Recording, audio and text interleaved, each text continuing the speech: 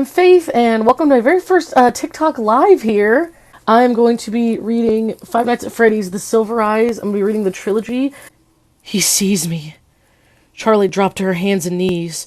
She was wedged behind a row of arcade games, cramped in the crawl space between the consoles and the wall, tangled electrical cords and useless plugs strewn beneath her. She was cornered. The only way out was past the thing, and she wasn't fast enough to make it. She could see him stalking back and forth, catching flickers of movement through the gaps between the games. There was scarcely enough room to move, but she tried to crawl backward. Her foot caught on a cord. She stopped, contorting herself to carefully dislodge it. She heard the clash of metal on metal, and the farthest console rocked back against the wall. He hit it again, shattering the display, then attacked the next, crashing against them, almost rhythmically, tearing through the machinery, coming closer. I have to get out. I have to. The panic thought was of no help. There was no way out. Her arm ached, and she wanted to sob aloud. Blood soaked through the tattered bandage, and it seemed as though she could feel it draining out of her. The console a few feet away crashed against the wall, and Charlie flinched. He was getting closer. She could hear the grinding of gears and the clicking of servos ever louder. Eyes closed, she could still see the way he looked at her, see the matted fur, the exposed metal beneath the synthetic flesh. Suddenly, the console in front of her was wrenched away. It toppled over, thrown down like a toy. The power cords beneath her hands and knees were yanked away, and Charlie slipped, almost falling. She caught herself and looked up just in time to see the downward swing of a hook. Welcome to Hurricane, Utah. Charlie smiled wryly at the sign and kept driving. The world didn't look any different from one side of the sign to the other, but she felt a nervous anticipation as she passed it. She didn't recognize anything. Then again, she hadn't really expected to, not this far at the edge of town where it was all highway and empty space. She wondered what the others would look like, who they were now. 10 years ago, they'd been best friends. And then it happened, and everything ended, at least for Charlie. She hadn't seen any of them since she was 7 years old. They'd written all the time as kids, especially Marla, who wrote like she talked, fast and incoherent. But as they got older, they'd grown apart. The letters had grown fewer and farther between. And the conversations leading up to the trip had been perfunctory and full of awkward pauses. Charlie repeated their names as though to reassure herself she still remembered them. Marla, Jessica, Lamar, Carlton, John, and Michael. Michael was the reason for this trip, after all. It was 10 years since he died. 10 years since it happened. And now his parents wanted them all together for the dedication ceremony. They wanted all his old friends there when they announced the scholarship they were creating in his name. Charlie knew it was a good thing to do, but the gathering still felt slightly macabre. She shivered and turned down the air conditioning, even though she knew it wasn't the cold. As she drove into the town center, Charlie began to recognize a few things. A few stores and the movie theater, which was now advertising the summer's blockbuster hit. She felt a brief moment of surprise, and then smiled at herself. What did you expect? That the whole place would be unchanged? A monument to the moment of your departure, frozen forever in July 1985? Well, that was exactly what she'd expected. She looked at her watch. Still a few hours to kill before they all met up. She thought about going to the movie, but she knew what she really wanted to do. Charlie made a left turn and headed out of town. 10 minutes later, she pulled to a stop and got out. The house loomed up before her, its dark outline a wound in the bright blue sky. Charlie leaned back against the car, slightly dizzy. She took a moment to steady herself with deep breaths. She had known it would be here. An illicit look through her aunt's bank books a few years before had told her that the mortgage was paid off, and that Aunt Jen was still paying property taxes.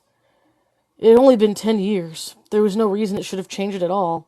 Charlie climbed the steps slowly, taking in the peeling paint. The third stair still had a loose board, and the rosebuds had taken over one side of the porch, their thorns biting hungrily into the wood. The door was locked, but Charlie still had her key. She had never actually used it.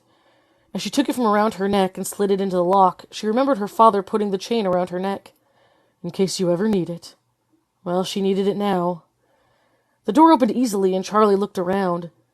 She didn't remember much about the first couple of years here. She had only been 3 years old, and all the memories had faded together in a blur of a child's grief and loss, of not understanding why her mother had to go away, clinging to her father every moment, not trusting the world around her unless he was there, unless she was holding tightly to him, burying herself in his flannel shirts and the smell of grease and hot metal and him.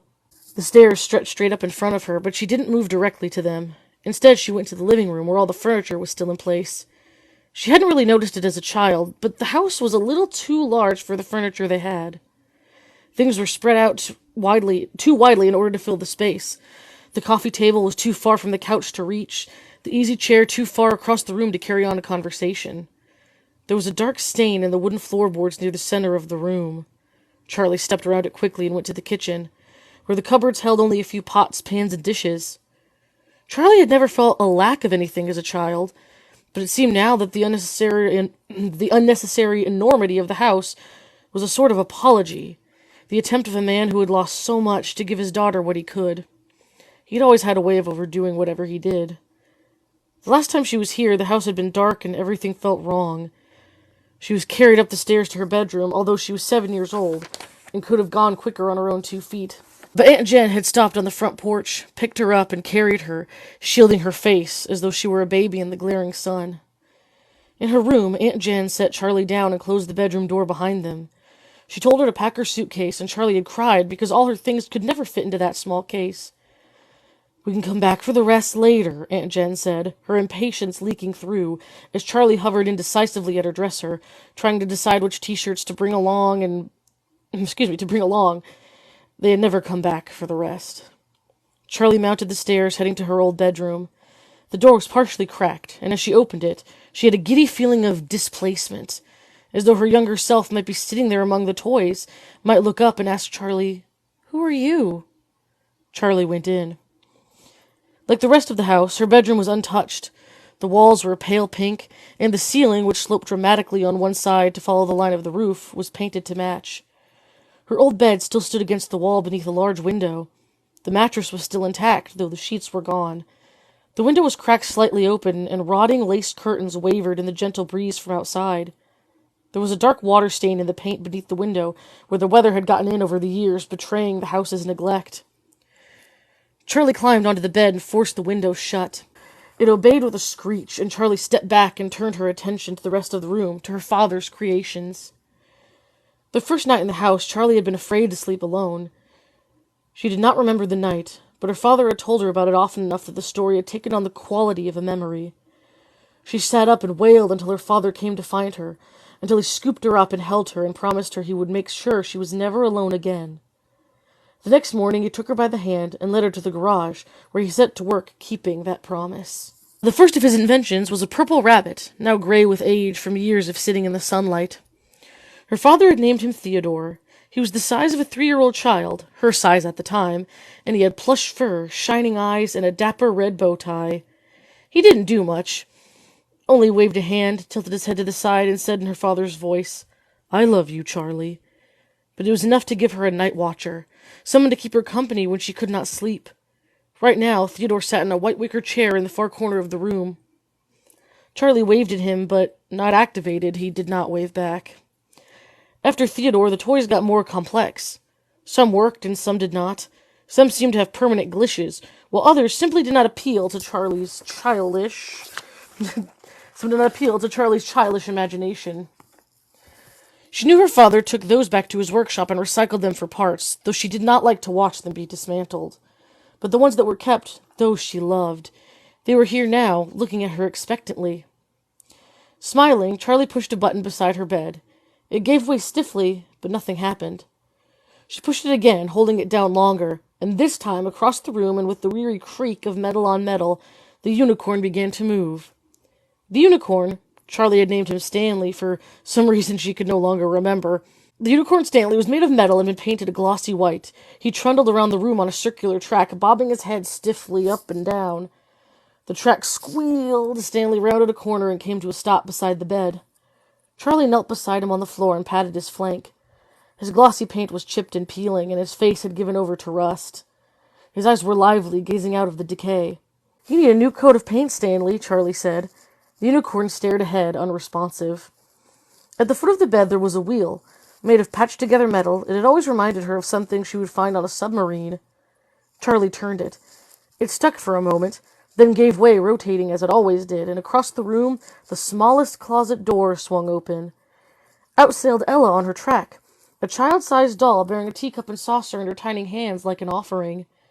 Ella's plaid dress was still crisp, and her patent leather shoes were still shone.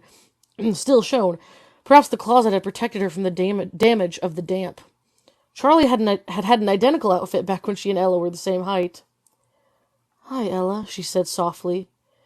As the wheel unwound, Ella retreated to the closet again, the door closing behind her. Charlie followed her. The closets had been built to align with the slant of the ceiling, and there were 3 of them. Ella lived in the short one, which was about 3.5 feet tall. Next to it was one a foot or so taller, and a third, closest to the bedroom door, was the same height as the rest of the room. She smiled, remembering. "Why do you have 3 closets?" John had demanded the first time he came over. She looked at him blankly, confused by the question. "'Cause that's how many there are," she said finally. She pointed defensively to the littlest one. "That one's Ella's anyway," she added. John nodded, satisfied. Charlie shook her head and opened the door to the middle closet. Or tried to. The knob stopped with a jolt. It was locked. She rattled it a few times, but gave up without much conviction. She stayed crouched low to the floor and glanced up at the tallest door. Her big girl closet that she would someday grow into. "You won't need it until you're bigger," her father would say. But that day never came. The door now hung open slightly, but Charlie didn't disturb it. It hadn't opened for her. It had only given way to time. As she moved to stand, she noticed something shiny half hidden under the rim of a locked middle door. She leaned forward to pick it up. It looked like a broken-off piece of a circuit board. She smiled slightly. Nuts, bolts, scraps, and parts had turned up all over the place once upon a time. Her father always had stray parts in his pockets. He would carry around something he was working on, set it down, and forget where it was, or worse, put something aside for safekeeping, never to be seen again. There was also a strand of her hair clinging to it. She unwound it carefully from the tiny lip of metal it was stuck on. Finally, as though she'd been putting it off, Charlie crossed the room and picked up Theodore. His back had not faded in the sun like the front of his body, and it was the same rich dark purple she remembered. She pressed the button at the base of his neck, but he remained lifeless. His fur was threadbare, one ear hanging loose by a single rotting thread, and through the hole she could see the green plastic of his circuit board. Charlie held her breath, listening fearfully for something. "I the rabbit said with a barely audible halting noise, and Charlie set him down, her face hot and her chest pinched tight. She had not really expected to hear her father's voice again.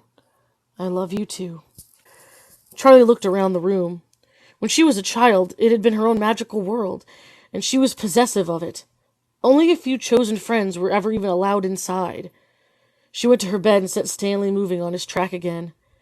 She left, closing the door behind her before the little unicorn came to a halt. She went out the back door to the driveway and stopped in front of the garage that had been her father's workshop. Half buried in the gravel a few feet away was a piece of metal, and Charlie went to pick it up. It was jointed in the middle, and she held it in her hands, smiling a little as she bent it back and forth. An elbow joint, she thought. I wonder who that was going to belong to. She had stood in this exact spot many times before. She closed her eyes, and the memory overwhelmed her. She was a little girl again, sitting on the floor of her father's workshop, playing with scraps of wood and metal as though they were toy blocks, trying to build a tower with the uneven pieces. The shop was hot, and she was sweaty, grime sticking to her legs as she sat in her shorts and sneakers. She could almost smell the sharp metallic odor of the soldering iron. Her father was nearby, never out of sight, working on Stanley the unicorn. Stanley's face was still unfinished. One side, white and shining and friendly, with a gleaming brown eye that seemed almost to see. The other half of the toy's face was all exposed circuit boards and metal parts. Charlie's father looked at her and smiled, and she smiled back, beloved. In a darkened corner behind her father, barely visible, hung a jumble of metal limbs, a twisted skeleton with burning silver eyes. Every once in a while it gave an uncanny twitch. Charlie tried never to look at it, but as her father worked, as she played with her makeshift toys, her eye was drawn back to it again and again. The limbs, contorted, seemed almost mocking, the thing a ghastly gesture, and yet there was something about it that suggested enormous pain. "Daddy?" Charlie said, and her father did not look up from his work. "Daddy," she said again, more urgently, and this time he turned to her slowly, as though not fully present in the world. "What do you need, sweetie?" She pointed at the metal skeleton. "Does it hurt?" She wanted to ask the question, but when she looked into her father's eyes, she found she couldn't. She shook her head. "Nothing." He nodded at her with an absent smile and went back to his work. Behind him, the creature gave another awful twitch, and its eyes still burned. Charlie shivered and drew herself back into the present. She glanced behind her, feeling exposed. She looked down, and her gaze fixed on something.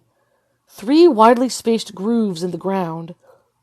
She knelt, thoughtful, and ran a finger over one of them. The gravel was scattered away, the marks worn heavily into the dirt. A camera tripod of some sort? It was the first unfamiliar thing she'd seen. The door to the workshop was cracked open slightly, inviting, but she felt no desire to go inside. Quickly, she headed back to her car, but she stopped as soon as she settled into the driver's seat. Her keys were gone, having probably fallen out of her pocket somewhere inside the house. She retraced her steps, merely glancing into the living room and kitchen before heading up to her bedroom. The keys were on the wicker chair beside Theodore the rabbit. She picked them up and jangled them for a moment, not quite ready to leave the room behind. She sat down on the bed. Stanley the unicorn had stopped beside the bed as he always did, and as she sat, she patted him absently on the head. It had grown dark while she was outside, and the room was now cast in shadows. Somehow, without the bright sunlight, the toy's flaws and deterioration were thrown into sharp relief. Theodore's eyes no longer shone, and his thin fur and hanging ear made him look like a sickly vagabond. When she looked down at Stanley, the rust around his eyes made them look like hollow sockets, and his bared teeth, which she had always thought of as a smile, became the awful knowing grin of a skull. Charlie stood up, careful not to touch him, and hurried toward the door, but her foot caught on the wheel beside the bed. She tripped on the tracks and fell sprawling to the floor. There was a whir of spinning metal, and she raised her head. A small pair of feet appeared under her nose, clad in shining patent leather. She looked up. There above her was Ella, staring down at her, silent and uninvited, her glassy eyes almost appearing to see. The teacup and saucer were held out before her with a military stiffness. Charlie got up cautiously, taking care not to disturb the doll. She left the room, stepping carefully to avoid accidentally activating any other toys. As Charlie went, Ella retreated to her closet, almost matching her pace. Charlie hurried down the stairs, seized by an urgency to get away. In the car, she fumbled the key 3 times before sliding it into place. She backed too fast down the driveway, running recklessly over the grass of the front yard, and sped away. After about a mile, Charlie pulled over on the shoulder and turned the car off, staring straight ahead through the windshield, her eyes focused on nothing. She forced herself to breathe slowly. She reached up and adjusted the rearview mirror so she could see herself. She always expected to see pain, anger, and sorrow written on her face, but they never were. Her cheeks were pink, and her round face looked almost cheerful, like always. Her first weeks living with Aunt Jen, she heard the same things over and over when Aunt Jen introduced her. "What a pretty child! What a happy-looking child she is!" Charlie always looked like she was about to smile, her brown eyes wide and sparkling, her thin mouth ready to curve up, even when she wanted to sob. The incongruity was a mild betrayal. She ran her fingers through her light brown hair as though that would magically fix its slight frizziness and put the mirror back into position. She turned the car back on and searched for a radio station, hoping music might bring her fully back to reality. She flipped from station to station, not really hearing what any of them were playing, and finally settled on an AM broadcast with a host who seemed to be yelling condescendingly at his audience. She had no idea what he was talking about, but the brash and annoying sound was enough to jar her back into the present. The clock in the car was always wrong, so she checked her watch. It was almost time to meet her friends at the diner they'd chosen near the center of town. Charlie pulled back onto the road and drove, letting the sound of the angry talk radio host soothe her mind. When she reached the restaurant, Charlie pulled into the lot and stopped, but did not park. The front of the diner had a long picture window all across it, and she could see right inside. Though she hadn't seen them for years, it took her only a moment to spot her friends through the glass. Jessica was the easiest to pick out from a crowd. She always enclosed pictures with her letters, and right now she looked exactly like her last photo. Even seated, she was clearly taller than either of the boys, and very thin. Though Charlie couldn't see her whole outfit, she was wearing a loose white shirt with an embroidered vest, and she had a brimmed hat perched on her glossy, shoulder-length brown hair, with an enormous flower threatening to tip it off her head. She was gesturing excitedly about something as she spoke. The two boys were sitting next to each other, facing her. Carlton looked like an older version of his red-headed childhood self.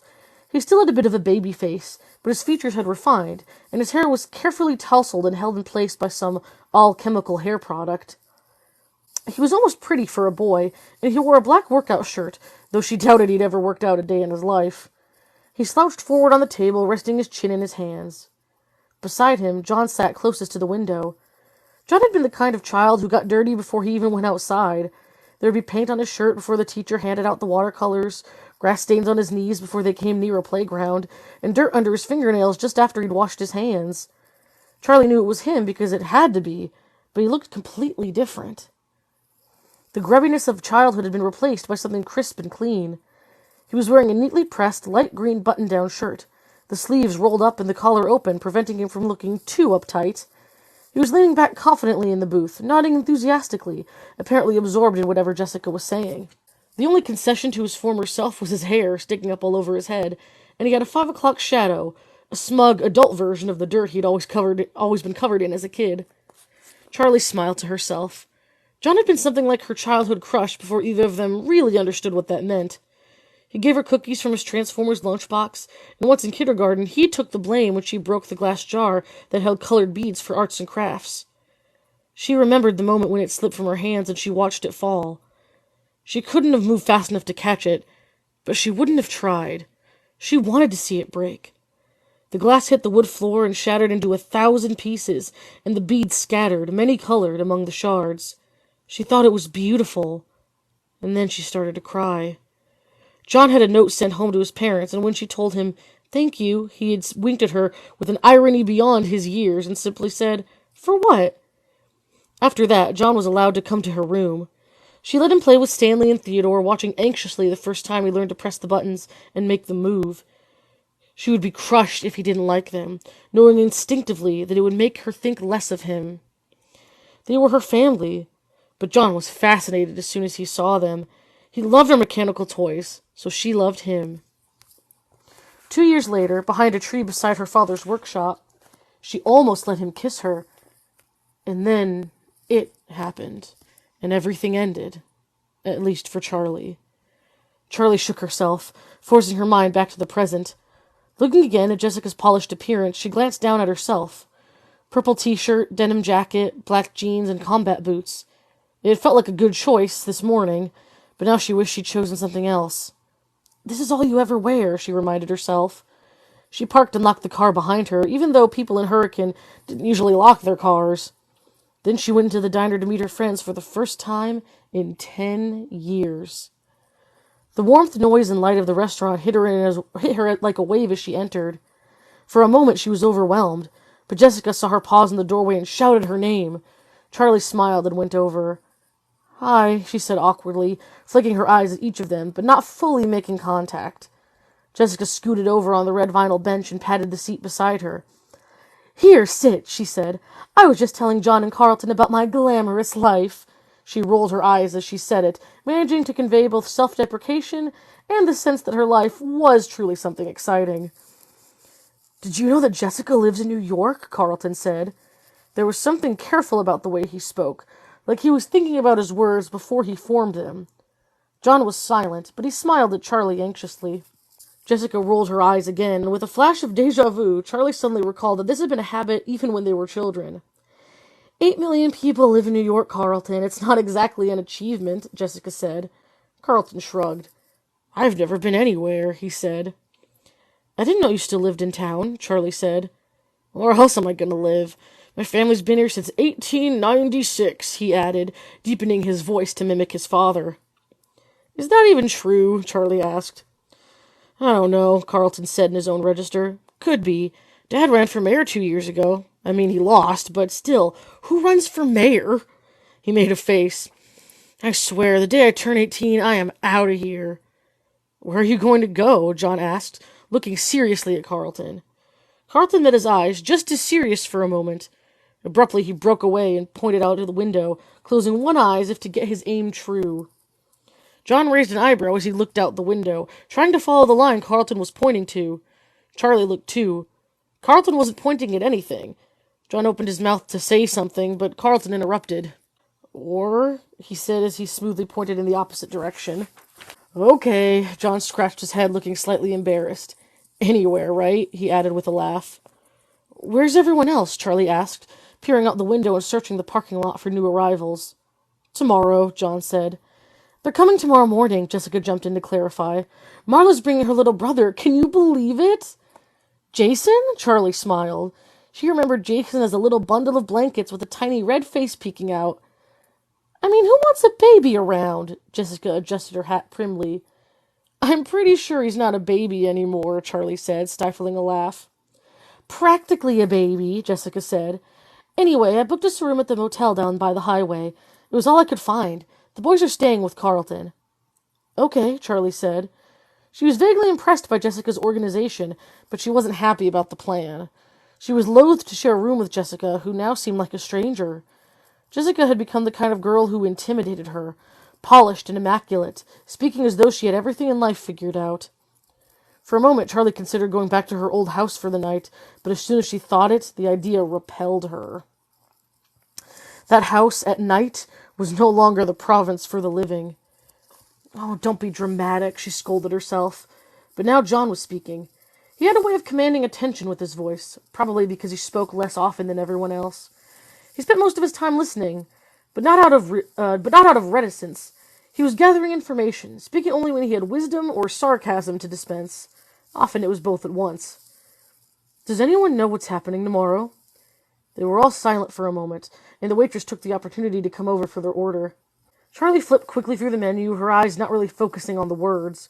Her turn to order came much faster than she was expecting, and she froze. Eggs, she said at last. The woman's hard expression was still fixed on her, and she realized she hadn't finished. Scrambled. Wheat toast, she added, and the woman went away. Charlie looked back down at the menu. Excuse me. She hated this about herself. When she was caught off guard, she seemed to lose all ability to act or process what was going on around her. People were incomprehensible, their demands alien. Ordering dinner shouldn't be hard, she thought.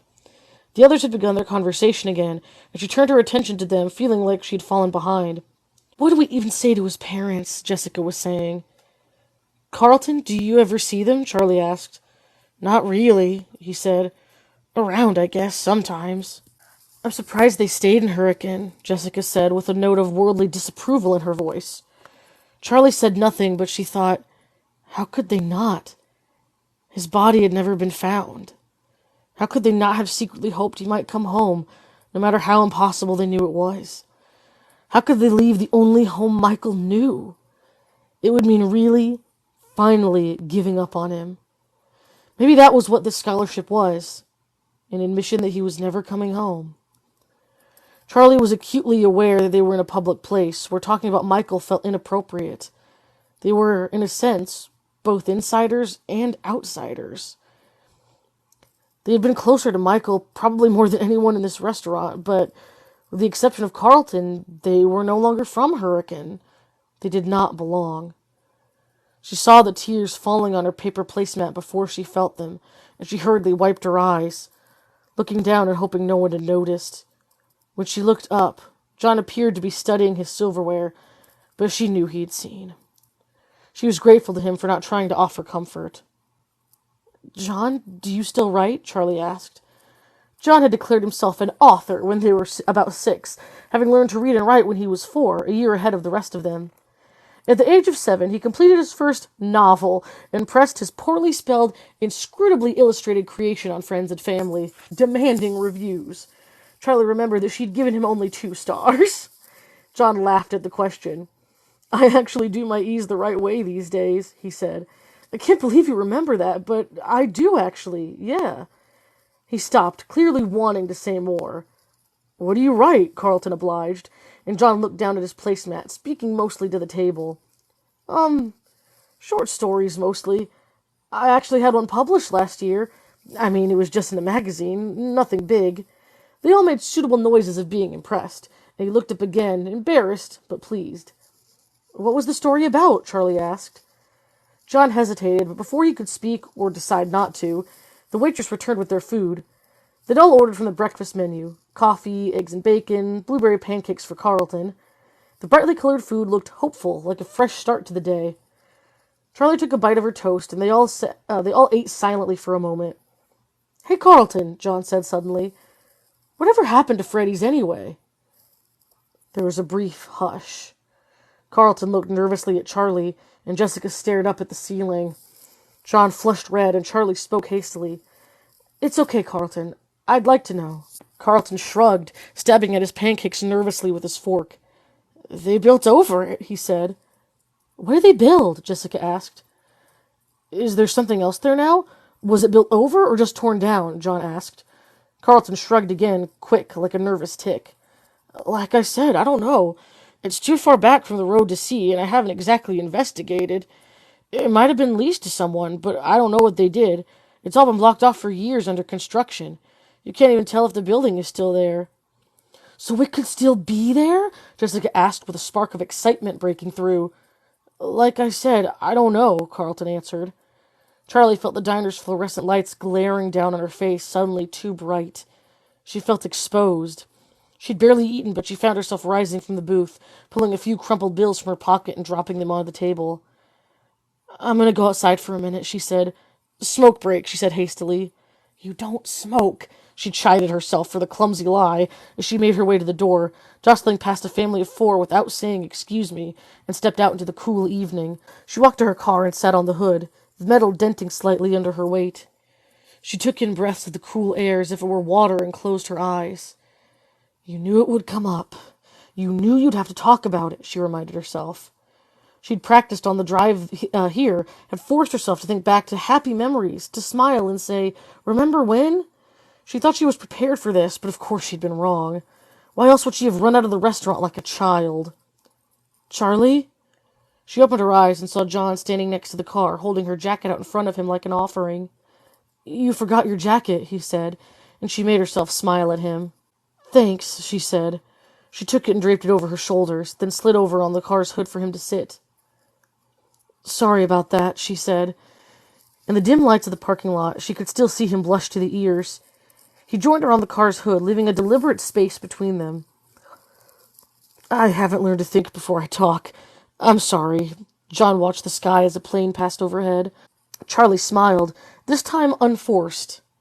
It's okay. I knew it was going to come up. It had to. It sounds stupid, but I never think about it. I don't let myself. No one knows what happened except my aunt, and we never talk about it. Then I come here, and suddenly it's everywhere. I was just surprised, that's all. Uh-oh, John pointed, and Charlie saw Jessica and Carlton hesitating in the doorway of the diner. She waved them over, and they came. Remember that time at Freddy's when the merry-go-round got stuck, and Marla and that mean kid Billy had to keep riding it until their parents plucked them off? Charlie said. John laughed, and the sound almost made her smile. I'm sorry, and the sound made her smile. Their faces were bright red, crying like babies.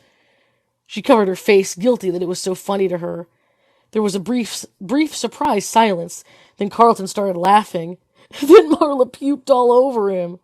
Sweet justice, Charlie said. Actually, I think it was nachos, John added. Jessica wrinkled her nose. So gross. I never wrote it again. Not after that. Oh, come on, Jessica. They cleaned it, said Carlton. I'm pretty sure kids puked all over that place. Those wet floor signs weren't there for nothing, right, Charlie? Don't look at me, she said. I never puked. We used to spend so much time there.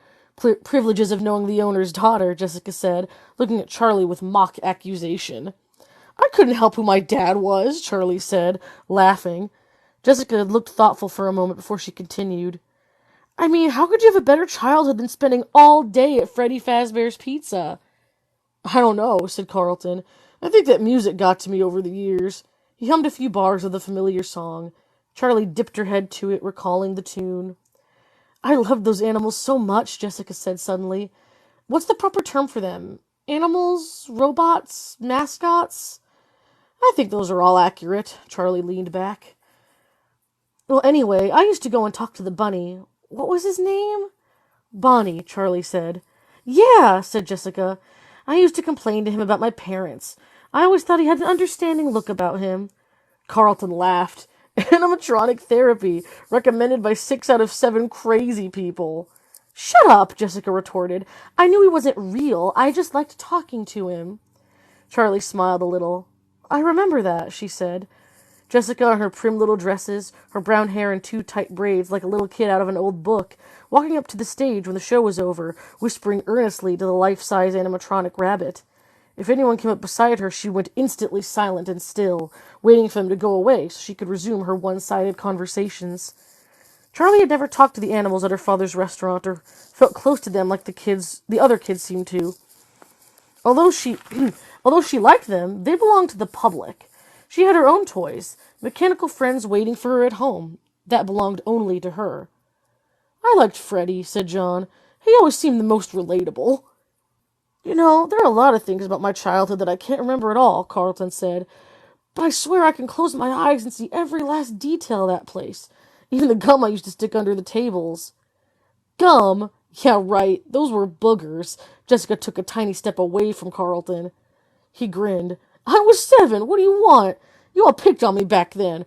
Remember when Marla wrote, Carlton smells like feet on the wall outside? You did smell like feet, Jessica laughed with a sudden outburst. Carlton shrugged, unperturbed. I used to try to hide when it came time to go home. I wanted to be stuck in there overnight so I could have the whole place to myself. Yeah, you always kept everyone waiting, said John, and you always hid under the same table. Charlie spoke slowly, and when she did, everyone turned to her as though they'd been waiting. Sometimes I feel like I remember every inch of it, like Carlton, she said. But sometimes it's like I hardly remember it at all. It's all in pieces. Like, I remember the carousel and the time it got stuck. I remember drawing on the placemats. I remember little things, eating that greasy pizza, hugging Freddie in the summer and his yellow fur getting stuck all over my clothes. But a lot of it's like pictures, like it happened to someone else. They were all looking at her oddly. Freddie was brown, right? Jessica looked to the others for confirmation. I guess you really don't remember it that well after all, Carlton teased Charlie, and she laughed briefly. Right, I meant brown, she said. Brown. Freddie was brown. Of course he was. She could see him in her mind now, but somewhere in the depths of her recall, there was a flash of something else. Carlton launched into another story, and Charlie tried to turn her attention to him, but there was something disturbing, worrisome about that lapse of memory.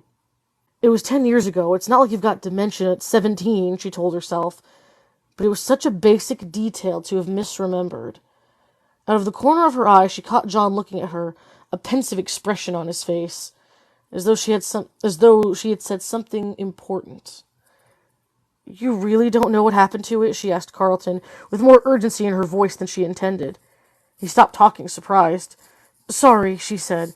Sorry, I didn't mean to interrupt you. It's okay, he said. But yeah, or no, I really don't know what happened. How can you not know? You live here. Charlie, come on, said John. It's not like I hang out around that part of town. Things are different. The town has grown, Carlton said mildly, seeming unruffled by her outburst. And I honestly don't look for reasons to go around there, you know? Why would I? There isn't any reason, not anymore. We could go there, John said suddenly, and Charlie's heart skipped. Carlton looked nervously at Charlie. What? Seriously? It's a mess. I don't know if you can even get to it. Charlie found herself nodding. She felt as though she had spent the whole day weighed down by memory, seeing everything through a filter of years, and now she felt suddenly alert, her mind fully present. She wanted to go. Let's do it, she said. Even if there's nothing there, I want to see it. They were all silent. Suddenly, John smiled with a reckless confidence. Yeah, let's do it. You got me running in a circle. I'm just trying to find my way back to you. What happened to us? Round in a circle. Back where I started,